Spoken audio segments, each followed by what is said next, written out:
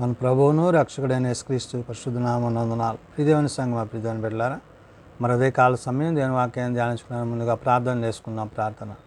కృపగల తండ్రి, దయగలమైన యేసయ్య, బంగారు పాదాలకు లెక్కలేని వందనాలు, స్తుతులు, స్తోత్రములు. గతించిన రాత్రంతా నీ రెక్కల చాటును కాచి కాపాడి సంరక్షించిన దేవా, మరి అదే కాల సమయం సజ్జలు ఎక్కడి నుంచి ప్రార్థించుండగా వాక్యమైన దేవుడు వాక్యంతో నాతో మాతో మాట్లాడి మీరే మహిమ ఘనత ప్రభావాలు పొందమని యేసునామమున అడుగుచున్నాం తండ్రి. ఆమేన్. ప్రియదేవుని సంగమా, ప్రియదేవుని బిడ్డలారా, నేడుదినకు ఏర్పాటు చేయడం దేవుని వాక్య భాగము త్రిత్వము తర్వాతి 25వ ఆదివారం ఏర్పాటు చేయబడిన పత్రికా వాక్య భాగము అపోస్తలుడైన పౌలు హెబ్రీయులకు రాసిన పత్రిక 10వ అధ్యాయము 32 నుంచి 39 వచనాలు ధ్యానం చేసుకుందాము. త్రిత్వము తర్వాతి 25వ ఆదివారం ఏర్పాటు చేయబడిన పత్రికా వాక్య భాగము అపోస్తలుడైన పౌలు హెబ్రీయులకు రాసిన పత్రిక 10వ అధ్యాయము 32 నుంచి 39 వచనంలో ఈ విధంగా రాయబడి ఉన్నవి. అయితే మీరు వెలిగింపబడి నా మీదట శ్రమలతో కూడిన గొప్ప పోరాటము సహించిన పూర్వపు దినములో జ్ఞాపకము తెచ్చుకొనిడి. పౌలు హెబ్రీ సంఘానికి పత్రిక రాస్తూ విశ్వాస జీవితంలో, పోరాట జీవితంలో పరిశుద్ధాత్మ యొక్క సహాయం చేత ప్రభు యొక్క కార్యాలయందు వారు ఎట్టివారై ఉండాలో సంఘాన్ని ఉద్దేశించి పౌలు పత్రిక ద్వారా తెలియజేస్తున్నాడు. అంటే పూర్వపు దినాలలో వారు జ్ఞాపకం తెచ్చుకొనిడి అంటున్నాడు. అంటే ఏంటి? దేవుని యందు, దేవుని పరిచర్య యందు, ఆయన యొక్క పరిచర్యలో పాలుభాగస్తులై విశ్వాసంలో నడిపింపబడుతూ అనేకులను దేవుని యొద్దకు చేర్చుతూ కృప వెంబడి కృపచేత నింపబడుతున్న వారి యొక్క స్థితిగతులు మరి అంత్య దినాల్లో ఏ విధంగా ఉండాలో పౌలు ఇక్కడ హెబ్రీ సంఘానికి, నేడు సార్వత్రిక సంఘానికి తెలియజేసిన మాటలు. అంటే ప్రభు రాకడ సమయానికి మనకి కలిగి ఉన్న దానిలో దేవుడు మనకిచ్చిన స్థితిని, అంటే పరలోక సంబంధమైన వాటి యందు మనము, మన కుటుంబాలు, సంఘాలు, విశ్వాసులు ఏ విధంగా కట్టబడాలో చెప్తున్నాడు. అయితే మీరు వెలిగింపబడిన మీదట శ్రమలతో కూడిన గొప్ప పోరాటము సహించిన పూర్వపు దినములు జ్ఞాపకం తెచ్చుకోండి అంటున్నాడు. అంటే ఒకప్పుడు దేవుని యందు, దేవుని వాక్యమందు, విశ్వాసమందు ఉన్నతమైన స్థితిలో ఉన్న మీకు మరి రాబోయే దినాలలో మరి కలిగే శ్రమలను బట్టి, శోధనలను బట్టి ఒకవేళ మీరు ఆ స్థితిని కోల్పోకుండా ఉండాలి అనే మాటని ఇక్కడ ఉద్దేశించాడు. అందుకనే శ్రమలతో కూడిన గొప్ప పోరాటము సహించిన పూర్వపు దినములు జ్ఞాపకము తెచ్చుకొనడి అంటున్నాడు. అంటే ఆనాడు పౌలు ఈ పత్రిక ద్వారా ఆ సంఘాలను, అక్కడ ఉన్న విశ్వాసులను, వారి యొక్క పరిచర్యలను ధైర్యపరుస్తున్న విషయము. అంటే దేవునితో మనం జీవించినప్పుడు ఈ లోకమందు ఎదురయ్యే ప్రతి విధమైన శ్రమ, శోధన, వేదన నుండి తప్పింపబడడానికి దేవుడు ఎట్టి సహాయము అనుగ్రహించనో గుర్తు చేస్తూ, ఒక విధంగా చూచితే మీరు నిందలను, బాధలను అనుభవించుట చేత 10 మందిలో ఆరడి పడితిరి.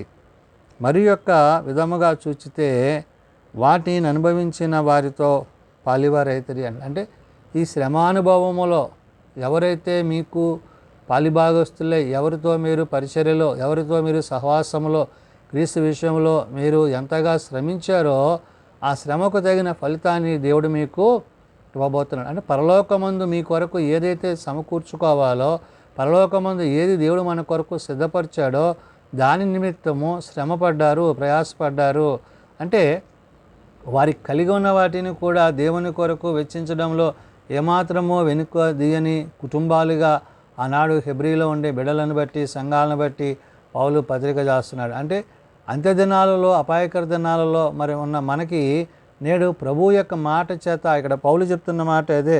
ఒక విధంగా చూచితే మీరు నిందలను, బాధలను అనుభవించుట చేత అంటాడంటే వారికి వచ్చిన కష్టాలు, శ్రమలు ఇవన్నిటిని బట్టి చెప్తూ అటుడుతూ మరి 10 మందిలో ఆరడి పడితిరి అంటాడంటే వాటి విషయంలో మీకు ఎంత దేవుని పట్ల ఎలాంటి విశ్వాసము, భక్తి మీరు కలిగి ఉన్నారో చెప్తూ, మరి ఒక విధంగా చూచితే వాటిని అనుభవించిన వారితో పాటువారైరి అంటాడంటే ఎవరైతే ఇందులో పాలుభాగస్తులయ్యారో, ఎవరైతే ఇందులో ప్రభు యొక్క పనిలో నిమగ్నత కలిగి ఉన్నారో, దేవుని చిత్తముల విషయంలో వారు ఏమాత్రం వెనుకడుగు వేయక క్రీస్తు ప్రేమను కలిగిన వారై ఉన్నారో అనే విషయాన్ని చెప్తూ, ఎలాగనగా మీరు ఖైదులో ఉన్న వారిని కరుణించి మీకు మరీ శ్రేష్టమైనదియు స్థిరమైనదియునైన స్వాస్యం ఉన్నదని ఎరిగి మీ ఆస్తి కోల్పోవుటకు సంతోషముగా ఒప్పుకోండి. అంటే ఈ లోక సంబంధమైన ధనాన్ని పట్ల, ఇహ సంబంధమైన వాటి పట్ల మనస్సు కలిగి ఉండక, మరి క్రీస్తు కొరకు మరి ఎవరైతే ఖైదీగా అంటే ప్రభు యొక్క పరిచర్యలో, ప్రభు యొక్క పనిలో, మరి దేవుని యొక్క ఆ యొక్క పోరాటంలో ఎవరైతే శ్రమిస్తున్న వారై ఉన్నారో వారికి మీరు సహకరించిన విధానాన్ని బట్టి ఇక్కడ చెప్తున్నాడు. అంటే వారికి ఉన్న చరసరాస్తులు కూడా వాళ్ళు ఏం చేశారు, అమ్మేసుకున్నారంట. దేనికోసం అంటే ఉన్నతమైనది దేవుడు పరలోకంలో ఆ స్వాస్యాన్ని ఇవ్వబోతున్నాడన్న విషయాన్ని పౌలు ఇక్కడ వారికి గుర్తు చేశాడు. అందుకని అన్నాడు, ఎలాగనగా మీరు ఖైదులో ఉన్నవారిని కరుణించి మీకు మరీ శ్రేష్టమైనది స్థిరమైనది అన్నాడు. అంటే ఏది శ్రేష్టమైనదో, ఏది ఉన్నతమైనదో, ఏది స్థిరవిశ్వాసం అంటే పరలోక సంబంధమైనదిగా ప్రభు చేత, ప్రభు ఆత్మ చేత తండ్రి వద్ద నివసించేదై ఉన్నదన్న విషయాన్ని గుర్తు చేస్తూ, ఆ యొక్క శ్రేష్టమైన స్థిరమైనదియునైన స్వాస్యమున్నదని ఎరిగి మీ ఆస్తి కోల్పోవుటకు సంతోషముగా ఒప్పుకొని అంటారు. అంటే ఇక్కడ ఉన్న మీకున్న ధనాన్ని మీరు కోల్పోవడానికి కూడా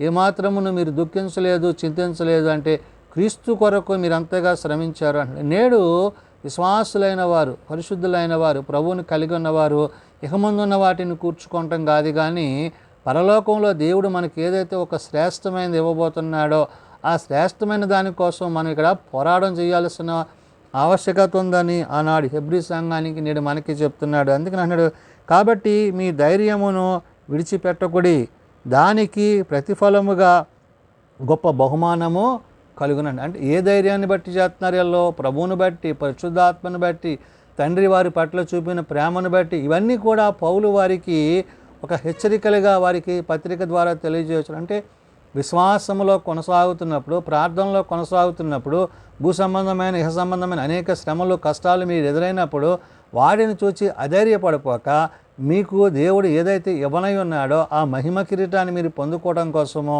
దాని నిమిత్తము కొనసాగవలసి ఉన్నది. అందుని బట్టి అంటున్నాడు ఇక్కడ, కాబట్టి మీ ధైర్యము విడిచిపెట్టకూడదు అంటున్నాడు. అంటే ధైర్యం కలిగి విశ్వాసంలో మీరు ఏ విధంగా వెళ్ళాలంటున్నాడు, దానికి ప్రతిఫలముగా గొప్ప బహుమానము కలుగునంటున్నాడు. అంటే దేవుని యొద్ద దేవుడు మనకి ఇవ్వబోతే ఆ యొక్క మహిమ ఏదైతే ఉందో, ఆ ఉన్నతమైన స్థితి ఏదైతే ఉందో దానిని ఉద్దేశించి ఇక్కడ పౌలు మాట్లాడుతూ, మీరు దేవుని చిత్తమును నెరవేర్చువారై వాగ్దానము పొందు నిమిత్తము మీకు ఓరిమి అవసరమై ఉన్నది అన్నాడు. దేవుని చిత్తాన్ని జరిగించడానికి, ఆ ప్రకారం జీవించడానికి మీకు కావలసిన అంటే వాగ్దానములు అంటే ఏంటి? దేవుడు చేసిన వాగ్దానం ఏంటి?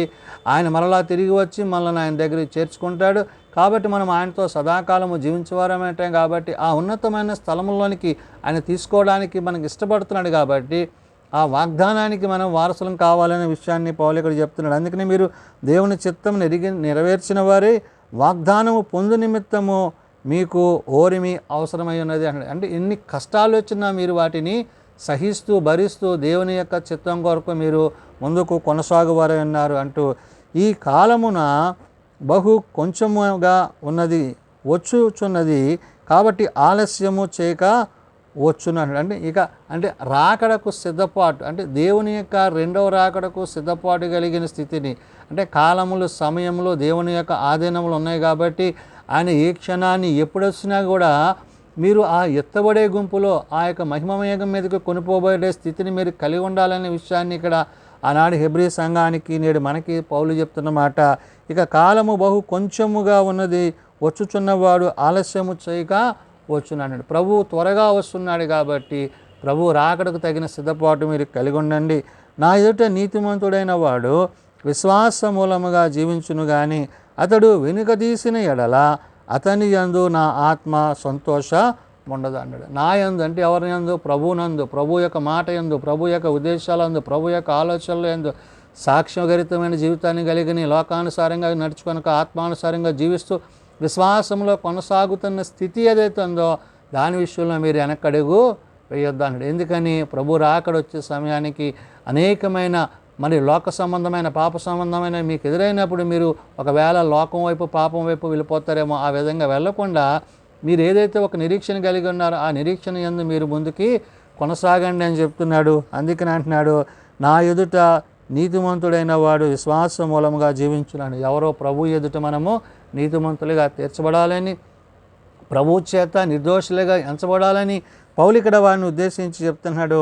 అతడు వెనుక తీసిన ఎడల అతని యందు నా ఆత్మ సంతోష ఉండదు అన్నాడు. అంటే ప్రభువు యొక్క ఆత్మ ఎవరైతే కలిగి ఉంటారో, ఆ ఆత్మ ఎవరైతే నిలిచి ఉంటారో, ఆత్మానుసారంగా జీవించేవారు ఉంటారో వారిని ఉద్దేశించి పౌలు మాటలు మాట్లాడుతూ, అయితే మనము నశించుటకు వెనుక తీయువారము కాము కానీ ఆత్మను రక్షించుకొనుటకు విశ్వాసము కలిగిన వారమై ఉన్నాము అంటున్నాడంటే, అంటే ఏ విశ్వాసములో మనం ముందుకు వెళ్తున్నామో ఆ విశ్వాసమునకు కర్తయు దాన్ని కొనసాగించబడిన క్రీస్తుని బట్టి, క్రీస్తు ప్రేమను బట్టి నేడు మనము ప్రభువుకి సాక్షులుగా ఉంటున్నాం. అంటే ఏదైతే దేవుడు మన కొరకు నియమించాడో ఆ నియామకాన్ని, ఆ ఉన్నతమైన స్థానాన్ని, ఆ ఎత్తైన స్థలములలో ఆయనతో పాటు సదాకాలము జీవించే ధన్యత మనం కలిగి ఉండాలని పౌలు తన పత్రిక ద్వారా తెలియజేస్తున్నాడు. కాబట్టి మనము నశించుటకు వెనుక తీయువారము కాము కానీ ఆత్మను రక్షించుకొనుటకు విశ్వాసముతో కలిగిన వారై ఉండాలంటాడు. అంటే ఆత్మచేత, ఏ ఆత్మ అయితే దేవుడు మన మధ్య ఉంచాడో, ఆదరణకర్త అయిన పరిశుద్ధాత్ముడు, ఆ పరిశుద్ధాత్ముని యొక్క సహాయం చేత మనము నేడు ప్రభువునకు, ప్రభు యొక్క రాజ్యానికి, తండ్రితో, కుమారునితో, పరిశుద్ధాత్మతో, మరి త్రిత్వంలోని ఈ యొక్క వారములో దేవుడు మనతో మాట్లాడుతున్న మాట ఏంటంటే, మనము ఆయనతో సదాకాలము జీవించే వారమే ఉంటాము. కాబట్టి మనము ఏమాత్రమును వాక్యమునందు దూరం పోక, ఆత్మయందు నశించిపోక, ప్రార్థన యందు వెనుదిరగక, ఎన్ని శ్రమలు వచ్చినా, కష్టాలు వచ్చినా మన యొక్క ఆత్మీయ స్థితిగతులను మనం కోల్పోకూడదని పౌలు ఆనాడు హెబ్రీ సంఘానికి, నేడు సార్వత్రిక సంఘానికి పౌలు తన పత్రిక ద్వారా తెలియజేస్తున్న మాటలు. ప్రార్థన చేసుకుందాం. ప్రేమ నమ్మకం కలిగిన మా తండ్రి, కృప కలిగిన దేవ, నిజమేనాయన నిన్ను బట్టి, నీ మాటను బట్టి, నీ ఉపదేశములను బట్టి ఆనాడు నాయన దమస్కు మార్గములో నాయన దోషకుడిగా, హింసకుడిగా ఉన్న పౌలు నేడు నాయన నీ కొరకు పత్రికగా మార్చబడి, నేడు హెబ్రీలో ఉండే సంఘాన్ని, అక్కడ ఉండే విశ్వాసులను, వారి యొక్క విశ్వాస జీవితాన్ని, వారు చేసిన పరిచర్యను గురించి పత్రిక ద్వారా మాట్లాడుతూ, నేడు సార్వత్రిక సంఘంలో నాయన అనేకులైన నీ యందు విశ్వాసులైన వారు ఎట్టి రీతిగా నాయన మరి ఈ సంబంధమైన, ఇహలోక సంబంధమైన ధనమును కూర్చుకొనక పరలోక సంబంధమైన దేవా నీవు మాకు అనుగ్రహించు, ఆ ఉన్నతమైన స్థానములందు నీతో జీవించగలిగిన స్థితి మేము కలిగి ఉండటకు మాకు నేర్పించండి. ఎందుకంటే నాయన మేము బలహీనలో మమ్మల్ని బలపరచండి, మేము రోగులు మమ్మల్ని స్వస్థపరచండి, మీ చేతి గాయముల చేత మాకు స్వస్థతను, ఆరోగ్యము దయచేయండి. అయా శ్రమలను సహించుటకు నాయన ఓర్మి కలిగిన వారే, వెనుదిరగక ఆత్మయందు నిలిచిన వారే ముందుకు కొనసాగమని పౌలు సెలవిచ్చినట్లుగా ప్రభువా అటు విశ్వాసం, అటు నిరీక్షణ మేము కలిగి ఉండటకు నీ సహాయం దయచేయండి.